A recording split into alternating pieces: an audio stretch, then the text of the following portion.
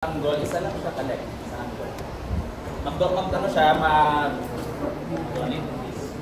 double angle, meaning pareside. A connected by M16 volts.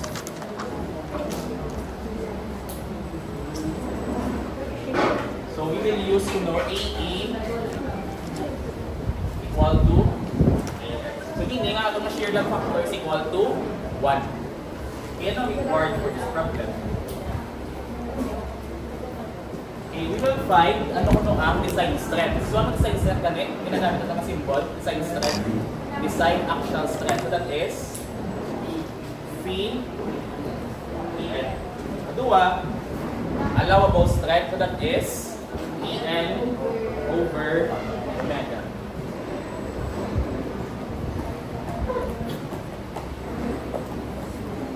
Okay, so let's solve first for our EN. Okay.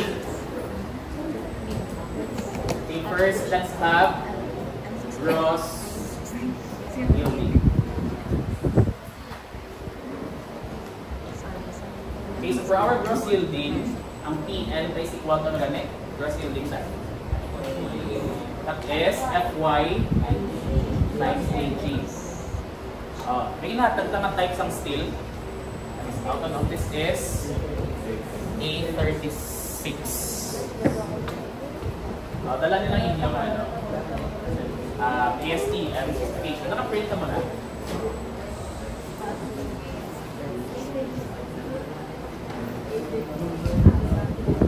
Ini Fy is bilang natin for A36. That is always 248 MPa. Okay, dan ang atong na Fu. Hindi na ito dalon. Kami mo guys na naka-perfect ka suma. Yan ang common ng mga ESD specs, diba? A36, A992, A572 nga, grade 50. Ina kung amo lang yan, what if kung pinaglain. Eh diba, based interpretation sa ato ng mga ESDM specs, ang naka-black na, amo na ang prescribed. But ang naka-gray is also applicable, so pwede siya magamit. But ang prescribed is ang naka-shade na black.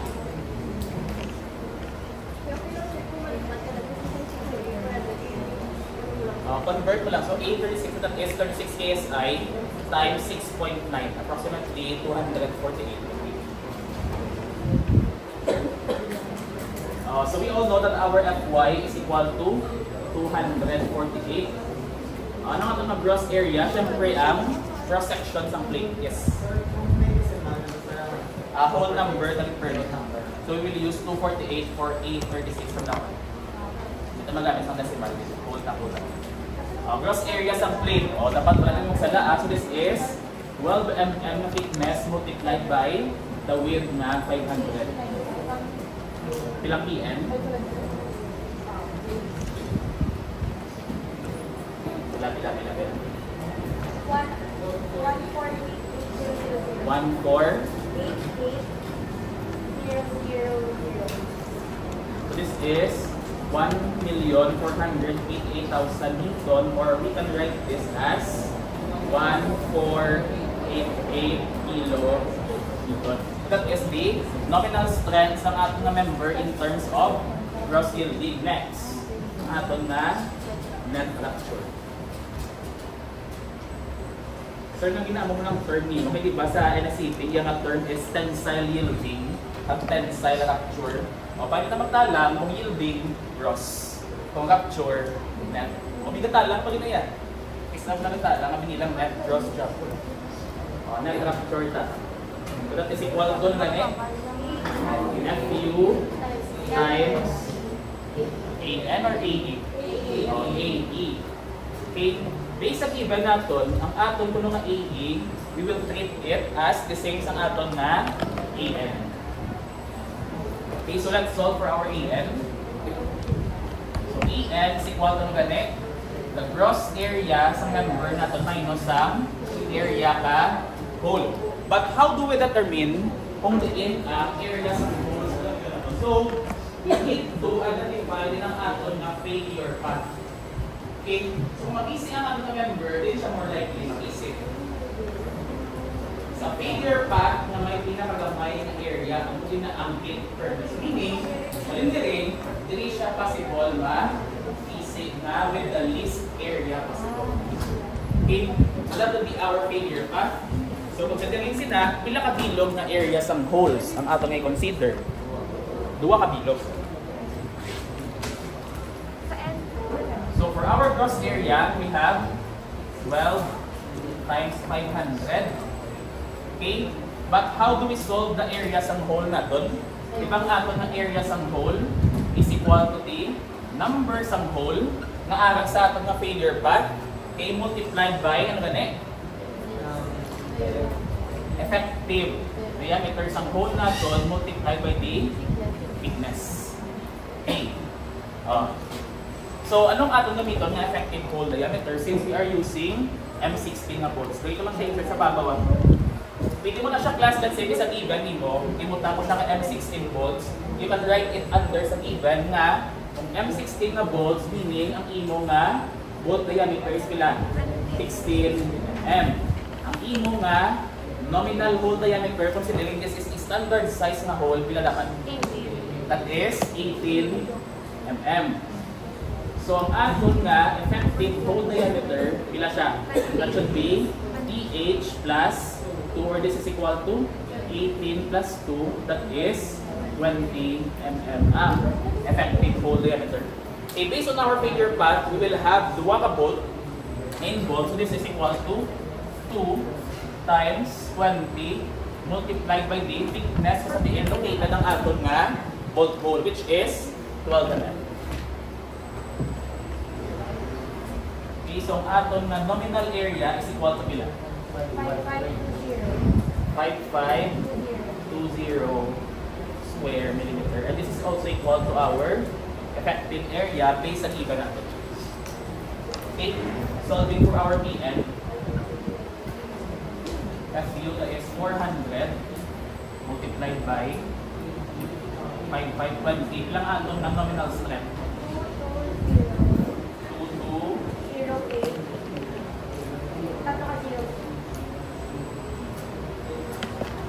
We can simplify it as Pn equal to 2,208 kilonewtons. So meaning, may duwa na class sa nominal strength when it comes to this two unit states, which is gross yielding and net rupture. But we need to identify ilang atom na design strength based on LRFD and allowable strength based on ASD. So for our second phase ng solution, we will solve for the design strength. Okay? So na usual kasi format when computing sa mga required natin kay we will use the same nominal strength. But kabali ang imo nga design strength at allowable strength based on their reduction factor kag ang aton nga factor of safety. So for our design strength for gross yielding,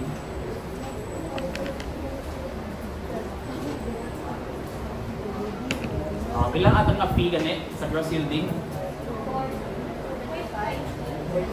Pila? 0.9. So solving for PPN, pila niya? 0.9 times 1488. Pilang atom nga design strength for gross yielding? 1339.2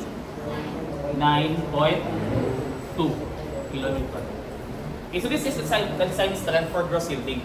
Next is ang net rupture.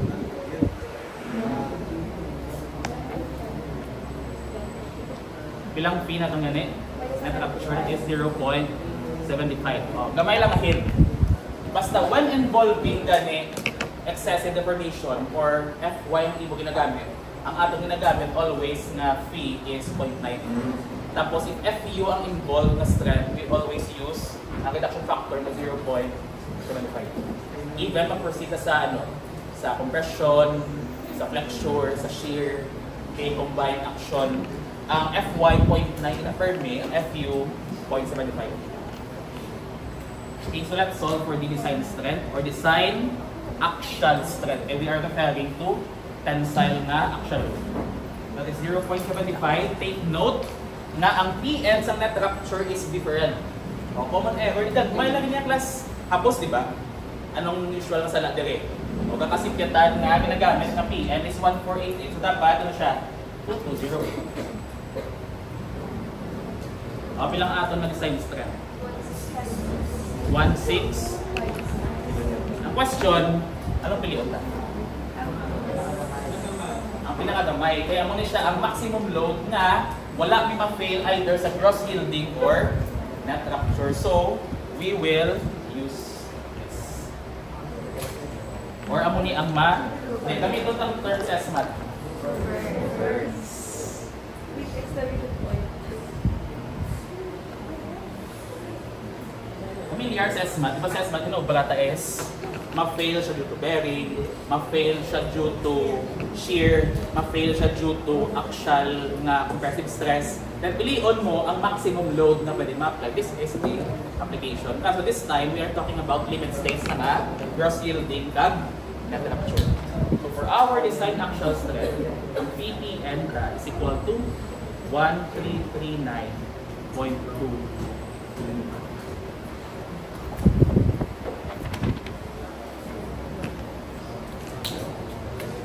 Okay, allowable strength or allowable axial strength. That is PN over. Okay, gross yielding.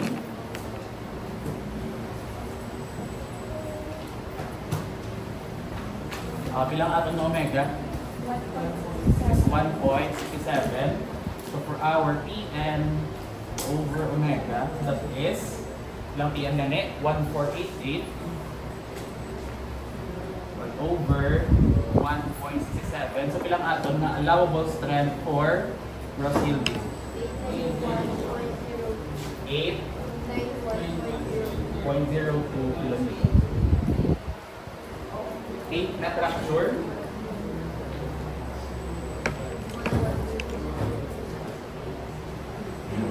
Pilang aton nga factor of safety? 2.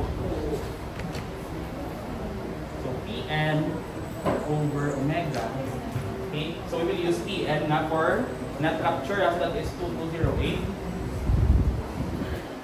over 2. So pilang aton nga allowable strength for net rupture? 1104. Ano mag-burn? Gross yielding. Burn. Therefore, our allowable strength, okay, for tensile na axial forces is equal to 0.02.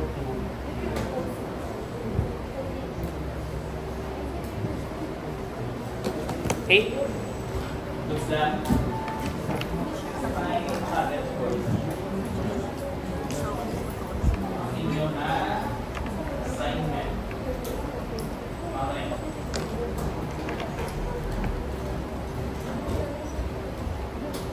Okay, so for our example number 2, so this is a single leg.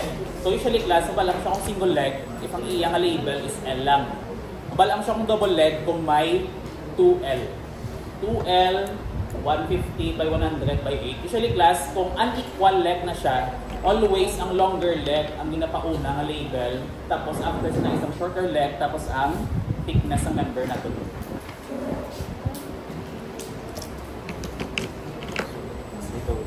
Platform, wala eraser, wala TV lang.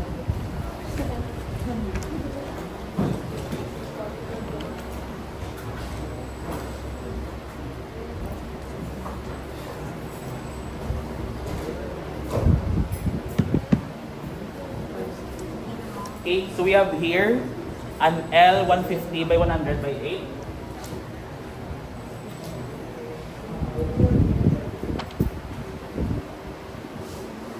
Let's identify ang iyang mga section properties this time.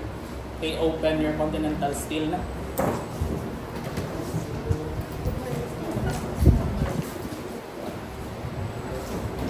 Pwede man kung pisan mo, sumahod siya manual kung ako yung continental steel. Pilang area sa 150 by 100 by 8 as per continental steel.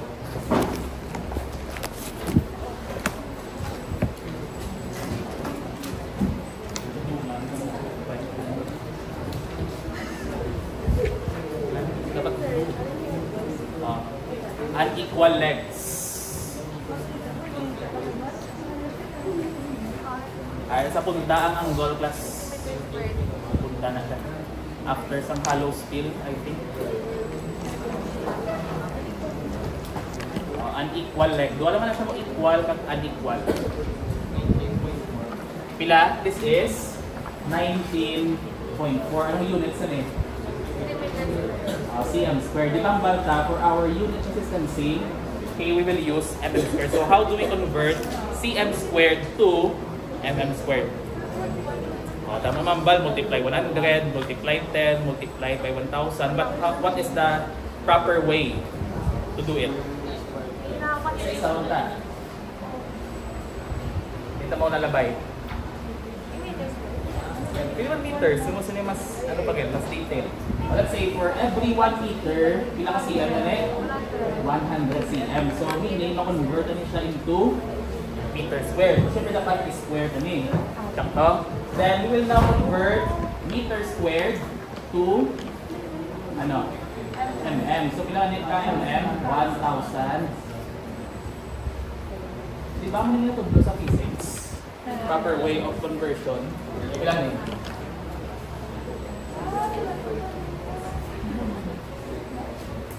To put it simply, may multiply. Tayo sa calculator, 1,000 squared over 1 over 100 squared. Ilan na siya? Times 10, no? Times 10. So meaning this is equal to 1940 mm squared. So no need to reflect this kung memorize naman pag mo-convert. Hindi siya madaling sa 19.4 square centimeter is equal to 1940 square millimeter. Kaya ganito bloon eh. Kaya not all units dira are in terms of centimeter. Amo nakabuang ang naghimo sa fundamental state kung pwede man tani same units na may mm, sa may decimeter, may centimeter, damo na sa units. Gusto ko pituot. Ano ba yung mga important labels diri? Diba A is ang area? Tsaka no, A ang iya ginagamit. Ano pang need naton? Di ba kabalutang ang member naton is connected lang sa longer leg. So meaning, we can expect ng aton nga shear lag factor, we need to compute as per case 2. So ano pa mga need naton ng mga section properties? Ang X-bar naton. Ang question is, ano nga X-bar na dito? Based sa figure natin. Di ba may duwa na na? Sakto no, ang mas taas, ano yung measurement sa name? A man no? A man iya ginagamit. Diba this is A, this is B. Tapos na rin atong na center sa cross-section. Sakto, A ang mas laba no? This is our X, this is our Y. Kaya ang X siya yung na-refer, that is the stronger axis when you will subject this angle to bending. So meaning, ang diri siya, this will yield to a higher nga moment of inertia compared sa bending nga ari diri. Tsaka ito, X, ari si Y, sa figure, in-print na siya ng HD. Minsan nakaka-copy before mo, na clear yun siya. Hindi lang ko sure kung hindi sa makitaan, kay halos na ng subong na ginapang-upload nila online ang mga low quality man. So make sure lang na clear siya. So XY na siya nakabutang. Yes. So, ano meaning ni CX? Si CX is the measurement sa centroid from the edge, di ba? Sakto, edge siya, hindi siya sa center. Pakita ta ang thickness. Okay, from the edge going to this centroid. So may duwa ta ka measurement, halin diri, tapos may ara man ta nga halin diri. Paano naman pala ni si CX? CX is the distance ng centroid from the din siya. Sa figure sa babaw. Din CX. Okay, ano na siya? CY. Kaya nga kaya ang centroid is measured from the y-axis. Okay, measured from the x-axis. Okay? So, for our, ano need natin? Sa di nga figure. Ang x-bar natin siya. That is our CY. Let's explore that later. So, for our CY, wala na siya. Ha? 2.24. Pakton ko CM naman na. CM. Pila na sa MM?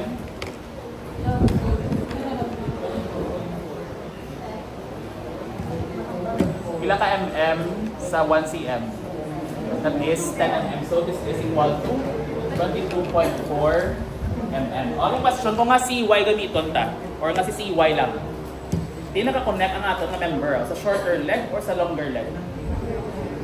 Sa longer leg. So meaning, if this is our longer leg, tapos ari di ato ng gusset plate, so meaning ari ang perpendicular distance from the centroid going to the plane sang aton nga connection, and that is our CY.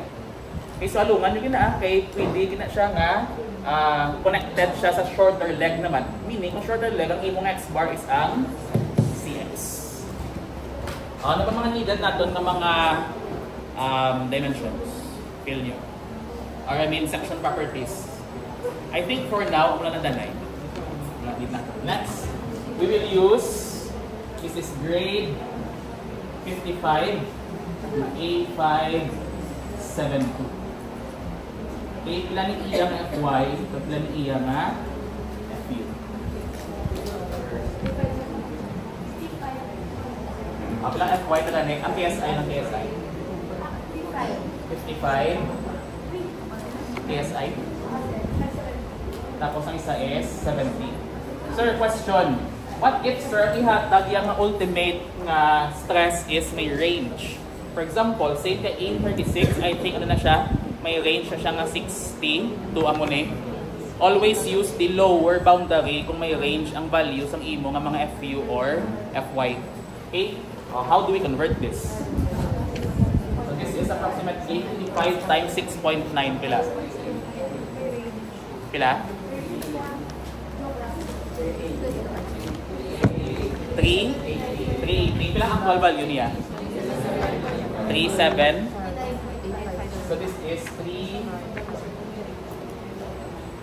So this is equal to 379.5 that we will use the value nga 380 MPa. Always round off to the nearest na whole number.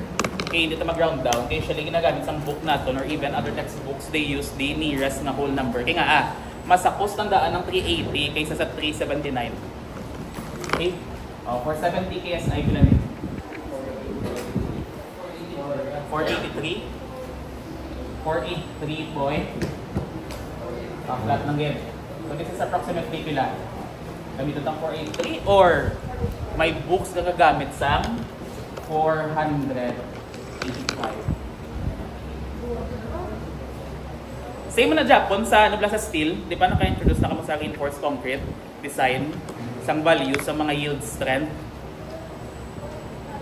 Kita ko sa inyo sure nga do magulang ko yield strength. Di ba sa sa reinforced concrete may grade 60, may grade 50, tsaka may grade 40.